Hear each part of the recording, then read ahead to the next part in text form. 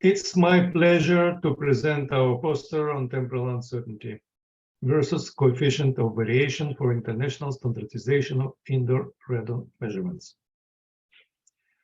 Temporal uncertainty has unfortunately been the elephant in the room, so to speak, when it comes to measurements of any indoor radon exposure. Presently, it's the only factor that's entirely absent from the regulations. The poster before you aims to do just that. Challenge the long-standing paradigm that doesn't take into account the temporal uncertainty by introducing a scientific way that allows to quantify it. Let me begin by saying that in order to minimize the multiple health risks associated with exposure to indoor radon, regulators worldwide have established certain reference levels. In short, RL. In Europe, the RL for the annual average concentration should not exceed 300 becquerel per cubic meter.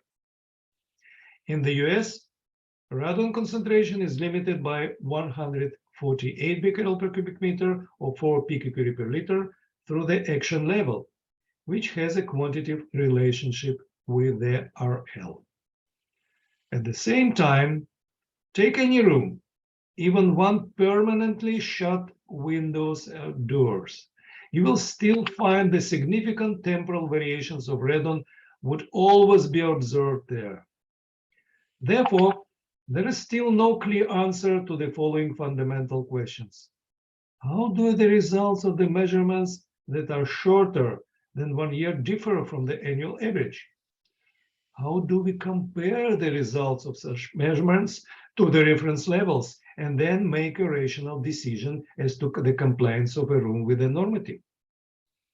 On one hand, the longer our measurement would be, the lower the temporal uncertainty in the estimate of the annual average. That's why, generally speaking, long-term measurements are considered more reliable. On the other hand, conducting tests for the whole year or even for a few months is quite time-consuming, costly, and not preferred by the building residents and many measurement professionals. Moreover, in most of the buildings, the annual average is around 30 becquerel per cubic meter, well below the RL. This contradiction is expressed in fundamentally different measurement protocols in Europe and the US. In the US, most of radon tests are short-term. These are called screenings.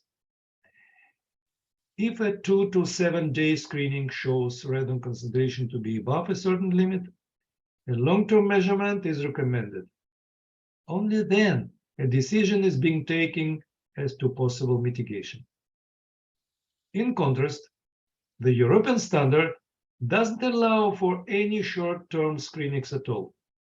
It exclusively favors long-term tests conducted for at least 2 months. Despite the US regulation of radon risk being much more effective, it can be seen from the poster, the international standard ISO 11665 Part 8 ignores the American practice of short-term measurements and instead requires long-term tests only, the result of which should not exceed the RL. Without any scientific justification whatsoever, the long-term tests are to be carried out for at least 2 months, a rather vague period from a standardization viewpoint. It basically forces the inspectors to use their intuition instead of rational planning and execution of a concrete measurement strategy and reliable decision-making. Moreover, the structure and principle of the ISO standard do not correspond to the principles and rules for the structure and drafting of ISO and IEC documents. While, as we said earlier, the temporal key uncertainty in the estimate of the annual average is not mentioned at all. Therefore, the need for revising the ISO 11665 Part 8 is quite urgent. Thus, This standard neither meets the modern challenges such as harmonization and rational regulation, nor the fundamental rules of ISO. Therefore, the need for the revision of the standard is urgent following the fundamental concepts and guides for rational regulations of ISO. Please pay special attention to the definition of rationality in the poster.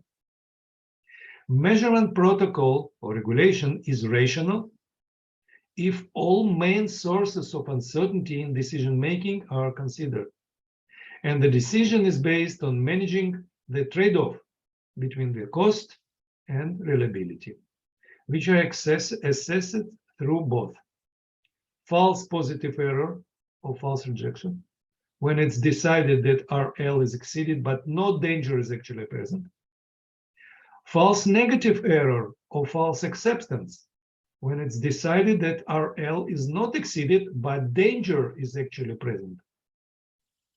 We are convinced that one of the main challenges in this standardization is to make appropriate efforts and reach a consensus on the assessment and management of temporal key uncertainty. However, instead of temporal uncertainty, the focus has traditionally been put on something that is called instrumental uncertainty, as well as the coefficient of variation, COV, of indoor radon concentration over time. Although COV is related to temporal uncertainty, these are different parameters.